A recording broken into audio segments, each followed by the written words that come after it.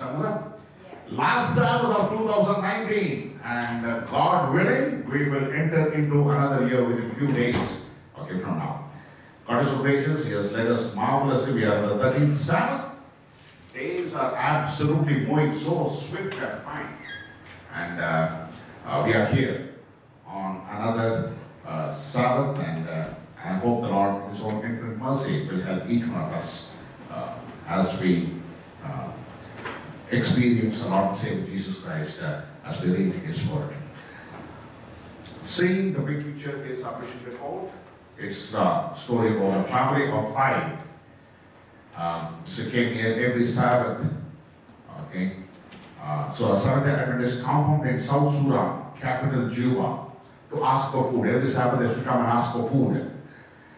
Peter Fenoy, a missionary physician running a small Munuki Seventh-day Adventist clinic on a compound, found the family's action so puzzling because they come every Saturday to ask food. One day Peter decided to look for answers, and he went to the family's nearby home.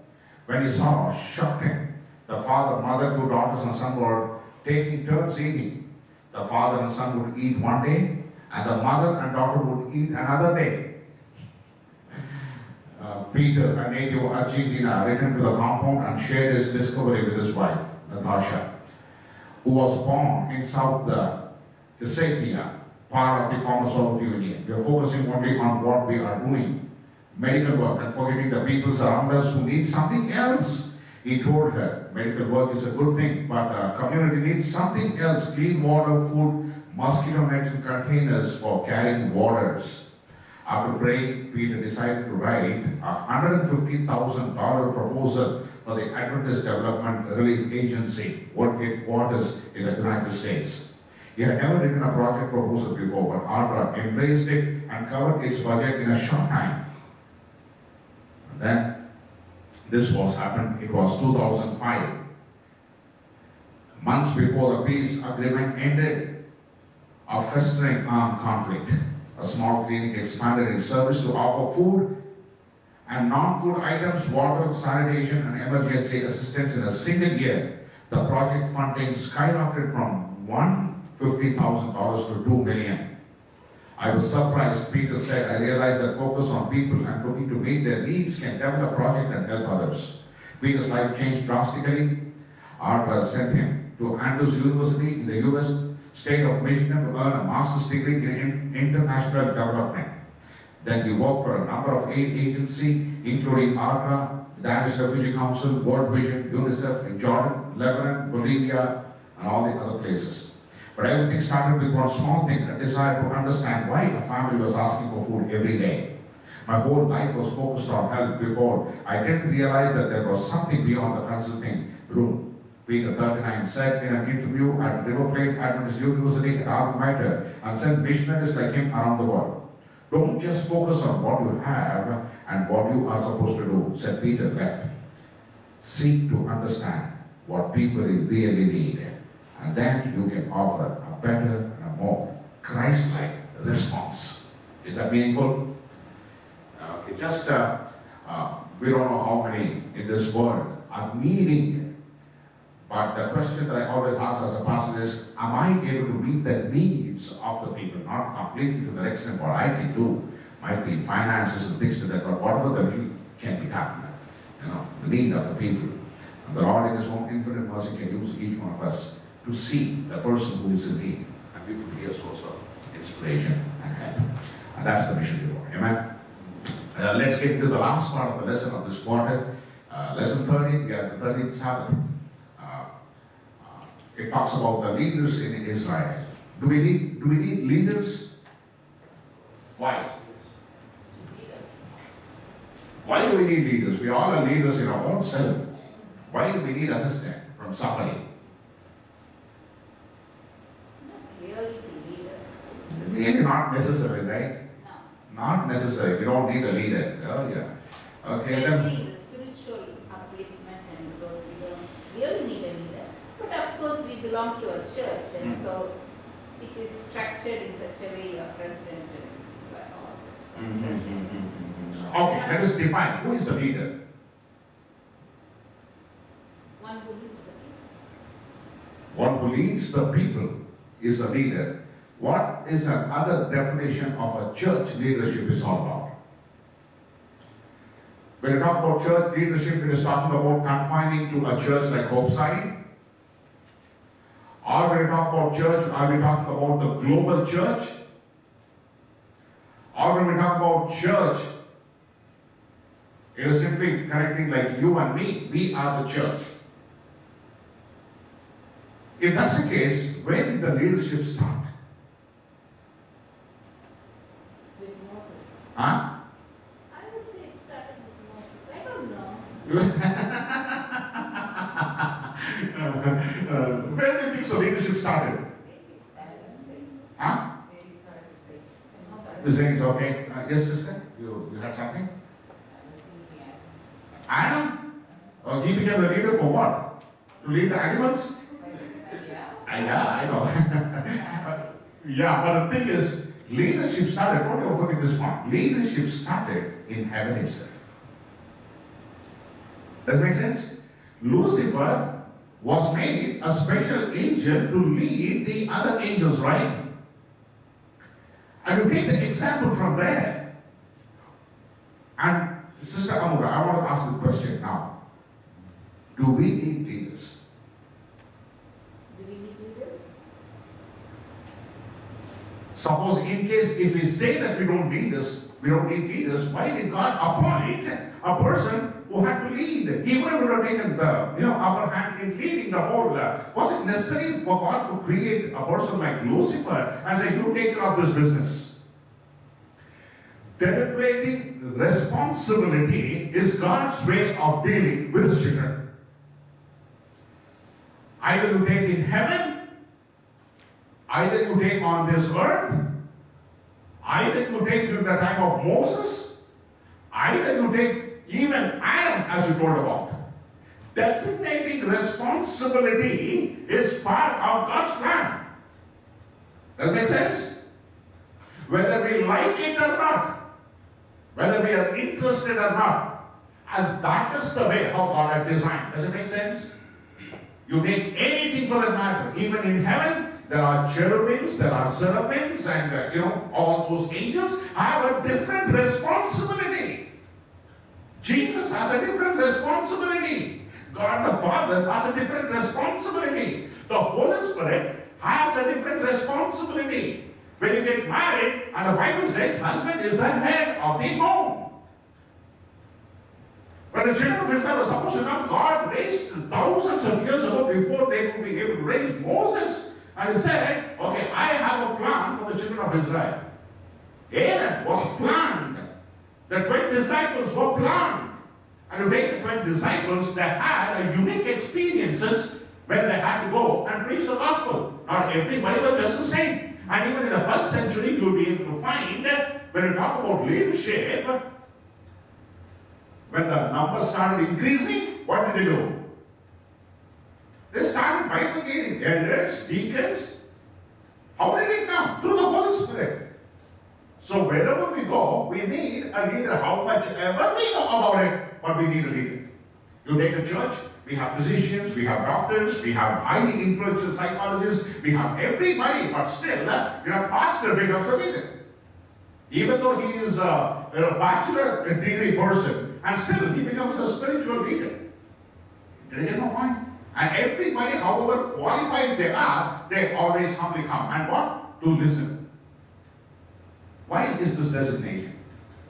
Because, let us look into the memory text. It says, Nehemiah chapter 8 verse 12.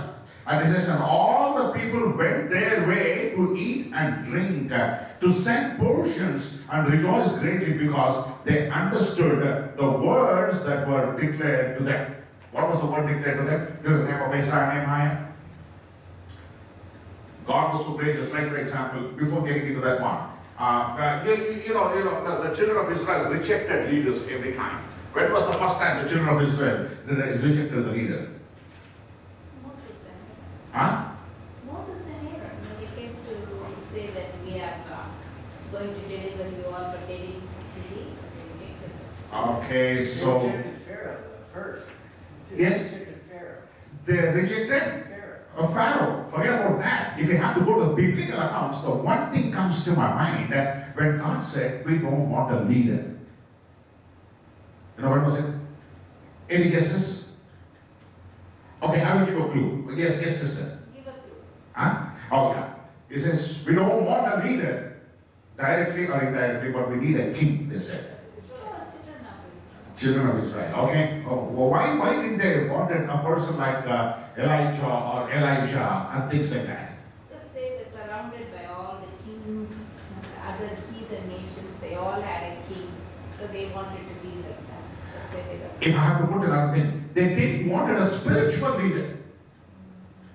Why? Spiritual leader leads the children of Israel to a spirit. Like for example, before the first king, who was the first king? King Saul was the first king, right? Who was mentioned in the Bible. Before that, who were ruling them? Brother Adam? Who were ruling the children of Israel? The prophets. And they were the leaders, right? Before children of Israel, it was judges. Which one? Judges. No, before the first king came into existence, so who were leading the children of Israel? Samuel and Who was Samuel? the prophet. Prophet. But before that, there were judges like No, Samuel. who are the judges? If you name the judges also, they were prophets. Right? So which means the children of Israel were led by whom? By spiritual leaders like prophets. And they disliked them. Why? Because the message straight away came from God and they felt that it was so harsh. And they were unable to follow. So when do we not want leaders? When we feel that I know I can do better, who is in it? Do you see the biblical concept? The same thing happened. Why did they reject the Messiah? He was a prophet. Because they thought that his words were harsh. Too challenging. Yes, Brother Adam? It was just too challenging. Too challenging, absolutely right. But actually, was it really challenging? No, God is telling the way you're thinking is not right. We want you to change the pattern of thinking. This is not the way you are being able to understand. This is the way you have to understand. And this is what the Word of God says. You see, and they were so aghast, petrified, and they crucified him. You take anyone, the leaders, from the judges and the prophets until the king Saul came into existence. What happened? They never ever wanted to listen to a leader, and especially a spiritual leader. I'm just summarizing the whole thing, okay? And the lesson says it very clearly. You and me have to understand. When we talk about Ezra and Nehemiah, we know there was a period of break after the building of Jerusalem wall. You know how strong they were. You know, they had sword, they had everything. Somehow within 53 days they built the wall, right? That's what we learned. And after building the wall, they had a little gap. Jeremiah said, okay, let me back to the governorship. And he just went back, nearly 12 years or 13 years he went back. And what happened here in the children of Israel? What happened to the children of Israel here? They went back again. That's what we learned. We went back again. And they what? Did the same thing what their forefathers did. And don't ever forget, you remember once they, after building the wall and the temple service was instituted, the things that they were yearning for God's word. After yearning for God's word, what happened? They said, we want more. They started crying and they said, because of the mistake of our forefathers, we got into exile. We will not repeat the same. You remember? I told you they took an oath and said that we will keep the Sabbath, we will give the tithe and offering, and that we will be faithful. That's what they made an oath. And they studied the implication of why that oath was made. And after everything is done, and they said that we're not going to get married with, the heathenistic culture and things like that, but still they went forward in doing that. This message gives to Nehemiah again. After 13 long years, he comes back again with a painful heart. And then pleads with the children of Israel. What is this? He was stern, he was vehement, he was so petrified, and he had to make everything. So what is the work of a leader? And of a spiritual leader. He has to lead and guide the flock. No wonder what did Jesus say? I came to this earth when he saw there were people like sheep without a shepherd. It is not that God didn't want to do, but the children of Israel never thought that it was necessary for them to have a leader. Because they want to be more free. They want to do as they want to. They want to go as they like to. They want to think as they want to, as they wish to. And they never want to do. So what I'm going to say is the characteristics of a leader like Ezra and Nehemiah, they never gave up. To the last, they never gave up.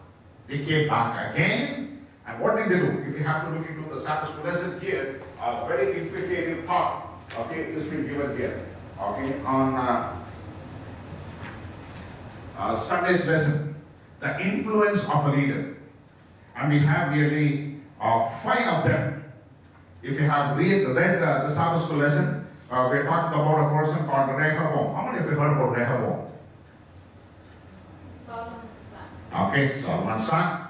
What happened? Was he a good leader or a bad leader? Bad. Why was he bad? Because he listened to the council on He took the counsel of whom? yeah. The older people first. And what happened? The older people who were there with Solomon, and they gave him the right direction. And this guy was a young guy. And he didn't want to listen. So what did he do? Oh, these guys, their things is absolutely old, so let me go. This is not the way how we're supposed to. Let me go to my young friends. He went to his young friends. Even though knowing about how God had led Solomon by great counsels. What he did? He went to the young people. What did they do? Don't do this. Come on. Shut up. Listen. Was he a good example? You know, leaders become so influential. You take like President Trump, we have Obama, John F. Kennedy. You know, their statements are so strong. Once they make the statement, you know, people take it just the way. So a leader is a very influential person. So Rehoboam, during this time, he never heeded to God's word. What happened? You know the consequences of what happened, right? Let's check him out. Is Peter, was he a good leader? Why was he a good leader? Because he defended Paul and Barnabas at the council of Jewish council. You know, Peter is the one who built a very strong relationship with the crowd and to Paul and Barnabas. Because when Paul was introduced, it was not so easy. Because Paul was persecuting the Christians. And people had a very different opinion about Paul. And they didn't like him at all. And they were afraid to. What is the guarantee this guy will not be able to come and kill us? You know, all this stuff was going through their mind. But Peter is the one who stands and says, yeah, this is the Spirit of the Lord. There's done great things with Peter. And he's the one who's going to be a leader. So that's the way how, you know, okay, and then what? See, the influence, we're talking about the influence of a leader. Did people believe Peter? Yes, they believed Peter. Okay, did they accept Paul and Barnabas? Yes. And later on, they become the greatest ministry, and you know, the 14 books of the New Testament was written by whom? The Christianity whole changed its own course because of this great man called Paul. And the third one, we had Josiah. Was he a good king or a bad king? Good king. Okay, why do you think so he was a good king? What all, you know, our forefathers absolutely trampled, and Josiah rebuilt it. What about Deborah? She was a prophetess. And you see how she was so vehement and stood strong and encouraged the children of Israel. That's the beauty of it. And last one is Ahab. Was he a very good king? No. Why was he a very bad king? Why was he a bad king? Very important lesson that we can learn. You know, you heard what happened, right? Don't listen to the wife. But what to do? If you don't listen to the wife, no peace of mind. Right? No peace of mind. What to do? He has to find peace. You take anybody for that matter. Even King Herod. What happened? He was supposed to crucify, you know, our Lord and Savior Jesus Christ. So you see, she comes and tells something to Herod. What does she say? She had a dream. What was the dream? That he is very innocent. Don't ever put your hand. Not Herod, Pilate. Fine, sorry, I'm sorry. Oh, okay. Oh, what happened? Okay. And you see the influence of the wife I'm talking about.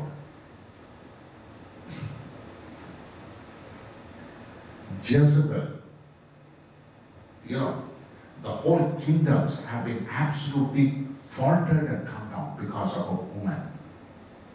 Okay, anybody? Huh? I didn't get you. Unequally yoked with heathens, yes, absolutely right, okay. But a woman has a profound strength to convert a man. You take anyone for the man. Example? Forget about Solomon. Before that, we'll go from the beginning. Root of the problem. Adam and Eve. Eve, sinned. Unknowingly, it is hypothetical. But what about Adam? He deliberately sinned. Right? Why? Most probably, I know, the beauty attracted him, I don't know. What, I don't know. And of course, you take David. He fell in love with Bathsheba. Solomon. Samson. You see?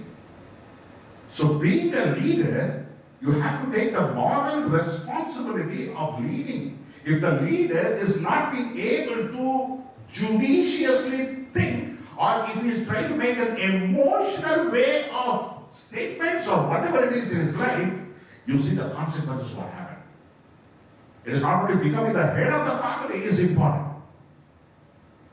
If the head of the family is not so strong enough in any angle, you become the tail of the family. Does that make sense? And the whole God's plan is crumbled in every angle. And no wonder the church is connected with the woman, right? We always know the woman talks more, which means compare that to the church. The church also has to quite amplify the same way of talking more.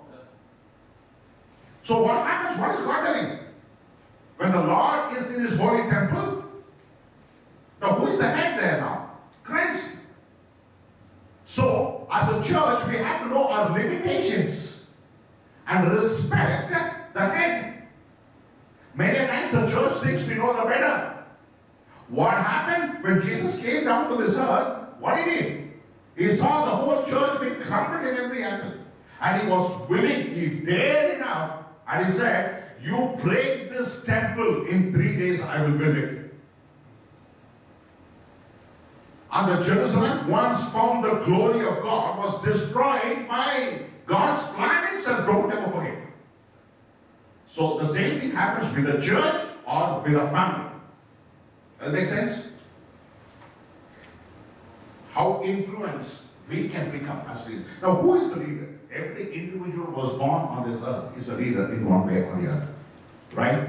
So what happens? We take the responsibility. This mind has to get into the right direction in order to make right decisions of life. If you are unable to, then we are in problem. Any questions? If you have to go to the second lesson, it says evil in the sight of the Lord. What does it mean? Many of them hold the position of leadership. Being a leader, you are accountable and we are responsible. Being a pastor, and even being a father,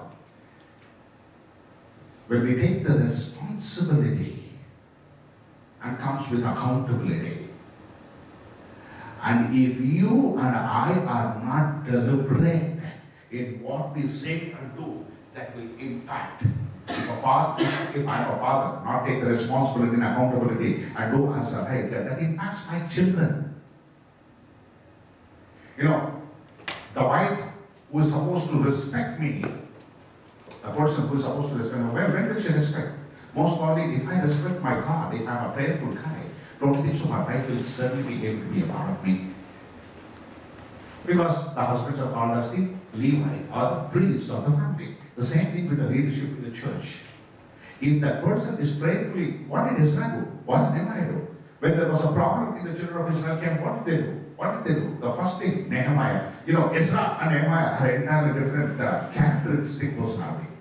Nehemiah always felt that we have to take help from people here and there in order to build the temple.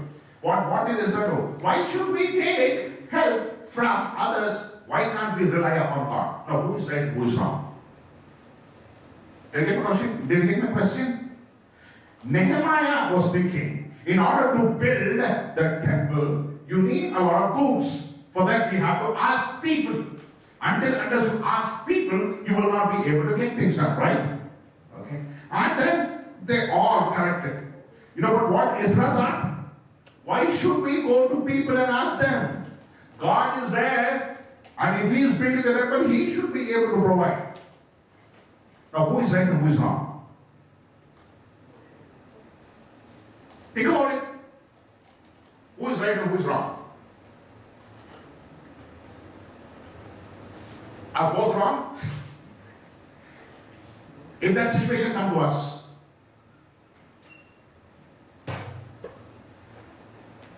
what will we do?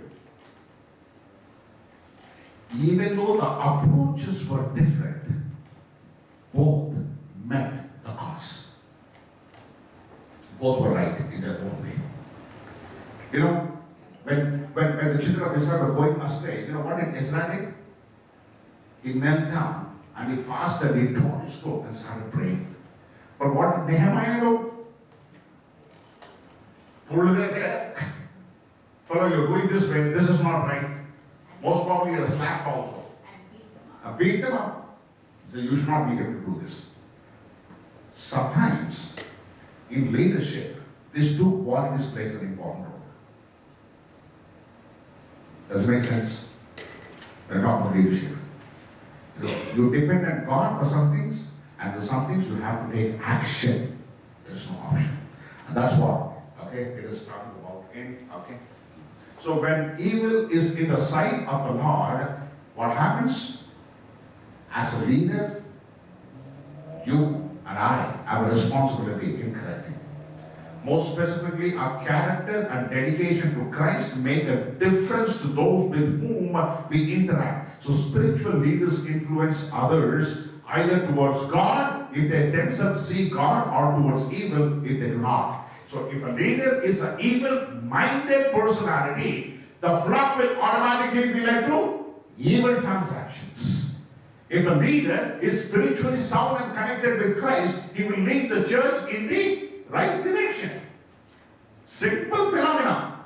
You neither can add, neither can delete. The principle of the Bible is absolutely very short. Either you take in Ecclesiastes chapter 3 verse 16, either Proverbs chapter 30 verse 5 and 6, Revelation chapter 22 was the last one. He says, do not add, do not delete. Take the word of God as it is. That's what a leader should be able to do. And the third one, courage and empowerment comes only from God and God alone. We have in Nehemiah chapter 4 verse 7-23, if you read that, Nehemiah stood against the enemies who tried to intimidate the Jews. Nehemiah responded by taking the initiative to get the people ready to fight. Nehemiah did not just say, all right, God, you do it all. Instead, he had people to do their part. They picked up swords and other weapons while at the same time working to build the wall. We know that we have read this one, right? There are times in the Bible when God told his people to stand still and watch the fight. Listen to this one. Sometimes he said, I don't want you to do anything. Just stand and watch. For some of them, God told, I don't want you to do anything, but you have to do something, that take your trumpet and blow and go around and come back. No, there's a part to be done. Sometimes God said, gird up, take up, you go, I will give you victory, he said. So God deals with his children in different variants. We don't know how. If you and I are supposed to be leaders, leaders for what? To spreading the word of God. Everybody, you don't ever forget. You can't escape. Huh? by not telling God's word to somebody and get them to the foot of cross. If you and I are not been able to do that, we are held accountable one day or the other. For the truth that He has given to us, if you and I are not been able to spread, we are held accountable one day or the other. God is going to ask. And if you stand at the judgment seat, you can't say, I was a layman. You can't give an excuse stating that I didn't do anything. Or you can't say that I never had any talent. You can never say that I didn't do this. This was the reason I just kept quiet. I came to the church, just listened to your word and then went up. No, I'm telling you. If you know the truth, and the truth has set you free, and it is your responsibility to win souls for Christ. If you have not been able to, and it's going to be a very dangerous situation in the future days of our life. That's what it means to say. Okay, and if you have to go to the Wednesday's part, it says, purpose and passion has to be in a leader. There has to be a goal-oriented. There has to be a passion. That's what I mean to say. When God, in His own infinite mercy, has given us the gospel, when the gospel is given, the good news is given, and we have to take this good news to others, there is no option at all. If there is a marriage going on, Brother Adam, if there is a marriage in your home, just imagine your daughter is getting married, or my daughter is getting married. I can't say, I can't be able to spend money, I can't do this, or I don't know how many people will come, they're not will coming. So in order to save that, I will have my marriage party only with me and my wife and my child and the husband. That's it, I don't want anyone. Can you say that? Some of them are doing that. Some are doing that, huh? Okay. Okay. Will that be called as a good occasion, or is it good news, or a happy news if the baby is born? No. If the baby is born, I say, I don't want to know that, baby is born. I don't want to know that I'm pregnant. Okay. Can you hide it? Why can't you? Or if there is a birthday party, if a child wants to celebrate a birthday, and you can't say, I'm going to celebrate it only by me, and I don't want anybody, I will lock the door, okay, have a candle, have a cake, everything blow, and I will eat and enjoy and be alone. Have you seen anybody celebrating birthday that way? Never. And forget about it, even if there is a death, you can't do it alone. You need people. Good news is for one. Not to enjoy alone. When somebody is there, that's fine. You just imagine you go to a roller coaster ride. No friends, no family, whatsoever. Will you be able to go and sit in one place and say, I'm enjoying the roller coaster ride? Mine. The Bible is absolutely certain and absolutely very sure. We have to be goal-oriented. We have to be purposeful. There is no option. And that's what it is. Listen to the statement. Great leaders like these two men, like Ezra and Nehemiah, had a goal. I will ask you a question. As a Christian, what is a goal? My goal is to go to heaven. Good thing you told me that, okay? But don't mistake me when I make a statement, okay? It is not that I'm talking individually, but in a collective, how the Sabbath school lesson portrays. You're right, absolutely. What is my goal? Is to go to heaven. Beautiful. Okay, what do you think so is your goal, sister, as a Christian? As an individual, fine. That is the goal of every individual, that we want to reach heaven. Sometimes don't you think so? We are becoming so selfish that we want to go to heaven. So we believe Jesus because we want to go to heaven. We worship God just because we want to go to heaven. Don't feel bad that I'm trying to put somebody else down and things like that. But that's the very common. Even me, that's the same way. Oh, I think every individual thing. But we don't think so. We're becoming so selfish because God is doing something like this. Okay, and that's one of the reasons I want to worship God. I want to go. Just imagine if heaven is not been granted for me. Is it worth worshiping God?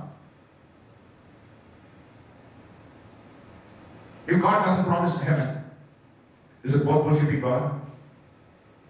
Thank you very much. You nodded and said yes. Absolutely. Whether He gives it or He doesn't give it. If you really love God, be worshiping for the way what He is. That makes sense? Now keeping this into consideration. If a Christian, his goal is not to win Christ, the win people for Christ, which means we are becoming so selfish in our, we want to go alone. We want to celebrate alone. You know, I gave the examples. One for reason. We want to be alone. Can that happen? If that's the case, the good news would have been given to only around secretly being told, come on, I am Jesus. I am the only God. You worship me, I will secretly take you to heaven. If that's the case, Matthew chapter 29 verse 18 and 19 says, go ye therefore. You see, my dear brothers and sisters in Christ, I want to urge you in the name of Jesus Christ, as we end up in this 2019, we are entering into a new year. Let us have a goal as a Christian. It's 2020, let us make an impact. Ezra and Nehemiah, what was the goal? They had to build the temple. Walls had to be, that was their goal. You see how much hardness came to the land? Their own people disowned them in every angle, right?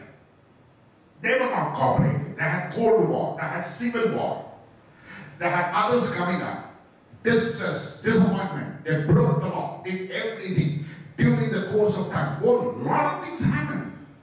But I like Nehemiah and Ezra for one reason, because in spite of all the hurdles and difficulties and heartaches and pain and tears, and still they never what? Gave up. Can we make an impact on this world?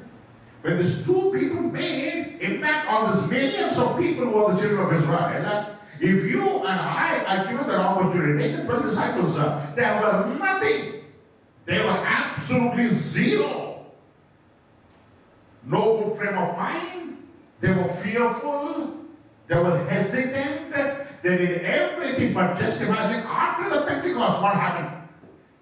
These 12 changed the whole world upside down. 12 people, that's all. And today Christianity has grown to this extent. Why? Because of the 12 foundation. No wonder the Bible says in the book of Revelation, these 12 disciples have the 12 foundation, 12 stones, and 12 gates. The names of these 12 tribes were taken, 12 disciples were taken. Why? Because they had a goal. Did they reach it? Yes, with all the infirmities. And as a Christian, by knowing the truth, do you think so? We have a goal to reach? And absolutely right. If you are not being able to have a goal, then where are you going? Just like the sheep without a shepherd. Now, who is the greatest shepherd? Who will be the way? Jesus. So let us remind ourselves once again, in the name of Jesus, that we have a goal to reach in 2020. The Lord is coming soon. There is no doubt at all. And the days that we are living is absolutely very, very fearful, very dangerous. I don't know what is going to happen the next day. You know, because of this global warming, I've heard about this girl called Greta Thunberg. I've heard about this girl called Greta Thunberg from Sweden, I guess. She started studying, she's just 16 years old. She has made an impact on millions of people around the globe. Just 16 years old girl. When she was just studying, she came to know about the global warming. It is impacting the Antarctic region because the ice is absolutely melting. Who is to be blamed? Who is to be blamed? And she takes up a stand. She alone sits in front of the parliament. She goes through the whole of what is environmental change.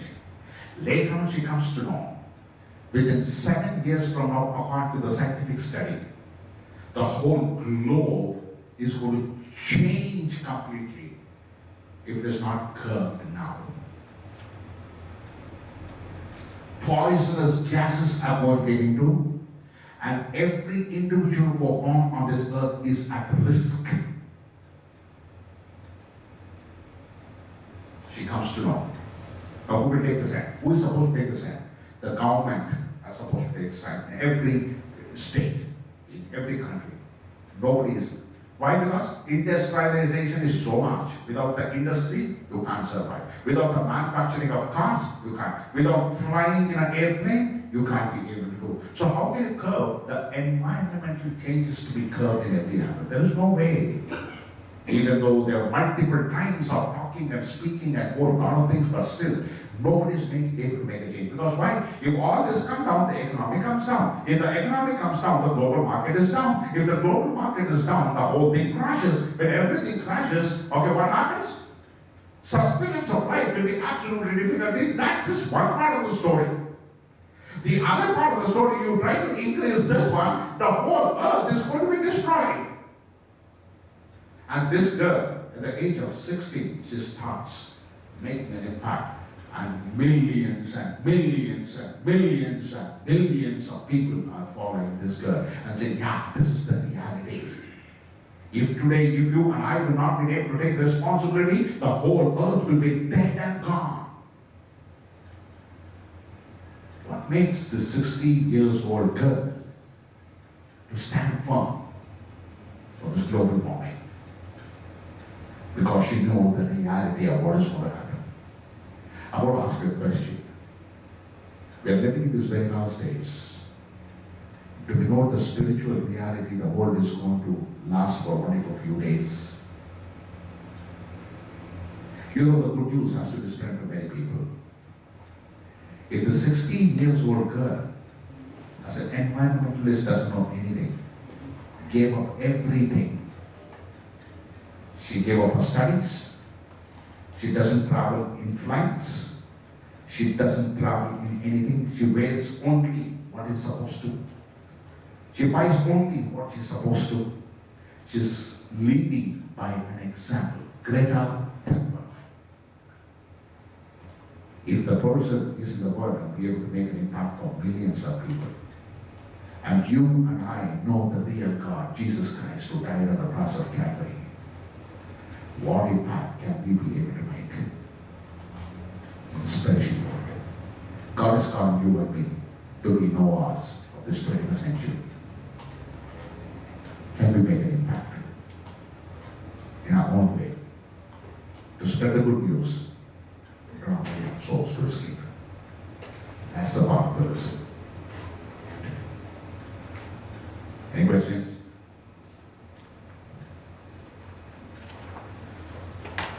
It's a solemn lesson. It's a very solemn lesson, right? Yeah, so Ezra, Nehemiah made an impact, and we are here in these last days, and we have to make an impact.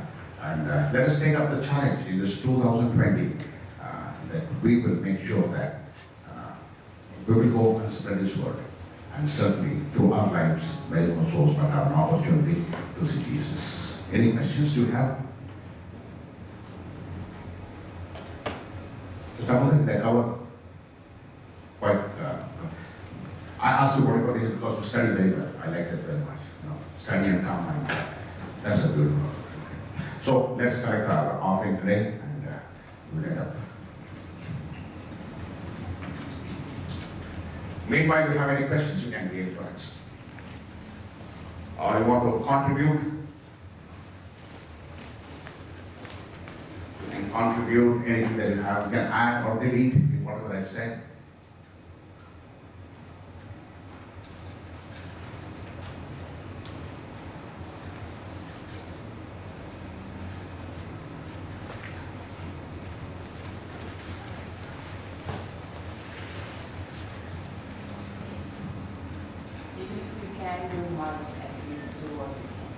Yes, sister? Yeah. Even if we can't do much. No. That's a wrong statement. We can't say we can't do. That's what I'm saying. Do what you can. God is asking what is required. That's all. Not more. If a person like Nick doesn't have 2 hands and 2 legs and still stands for Christ, A person who can't hear, he stands for Christ. And spreading the gospel. A person who doesn't speak was being able to make an impact. A 16-year-old girl can make an impact. A 5-year-old boy who was able to stand up and preach. God has given 2 eyes, very good mouth, good ears, good hands, good legs, good health. That's what I always tell one thing. I don't know whether it makes sense. You know, God asks us, give 1/10 of your offering to me, right? You know one thing? The firstborn of your child should be given to God. Do we know that? Is it biblical? Yes, that's biblical. And do you know that 1/10 of our time should be given to God? 24 hours, 1/10 of your time should be given to whom? To God and the ministry every day. Now let us examine ourselves. How many hours have we spent for God? We want God to do this, we want God to do that, we want God to help us, we want God to bless us, we want God to do everything, take care of us, protect us, everything. Has He been faithful? Has He kept His promise? Now let's examine ourselves. Are we keeping the promise for what the Lord has already done to us? Many people say 1/10 offering will give up. That's it. Okay, it is taken care. I'm not able to do. Let somebody else do. No. Every individual is responsible in carrying out the gospel ministry. Nobody is exempt. Have you heard the song? Will there be any stars in your crown? Will there be any stars in your crown? What does the stars represent? How many souls that you have won for Christ? Just imagine, you're not won anything. No crown, no stars. It makes sense. So what I'm going to say is, it is not so, just a casual way of think about that. It is not that only we have to go to heaven. We want to see that everybody with us also go to heaven. No wonder the Bible says Jesus came down to this earth, John chapter 3 verse 60, for God so loved the world, He gave His only begotten Son, for whosoever shall believe in Him should not what? Perish, but have everlasting life. Who is perishing? There are a lot of people perishing. Do you know them? No. How do you know them? Seek the Lord in prayer. God will guide you through every day. If you are not being able to spread God's word one day, don't go to sleep. Let us make a commitment with the Lord. Lord, in His own infinite mercy will guide us through the paths of righteousness. That's what I'm grateful. Let's seek the Lord in prayer. Gracious God in heaven, thank you for being with us. Many times truth is absolutely very tough, but there is no option that we have to walk in it. Lord, we have come to the end of another year, oh Father. Help us to make our commitment so that we all might enjoy, oh Father, this 2020 as we enter into. That our commitment, that we will spread the word, the good news to many people who are there in need of our help. And help us, oh Father, that through your strength and through your spirit, we can make an impact on this earth in these last days. And that will help us, oh Father, to grow in your vineyard. In Jesus' name I pray. Let's just 5 minutes of break and come back for the praise and worship.